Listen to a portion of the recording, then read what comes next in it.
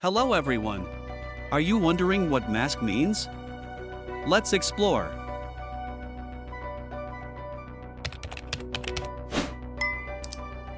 Masc is a gender expression associated with masculinity, often used within LGBTQ+ contexts to describe someone who presents themselves in a traditionally masculine way.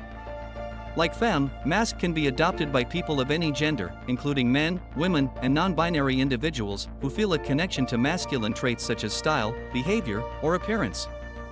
Masc is commonly used in gay and queer communities to denote a masculine presentation, often contrasting with more feminine identities.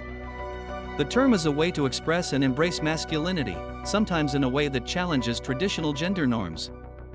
In essence, being Masc is about embodying and expressing masculinity in a manner that resonates with one's identity and style.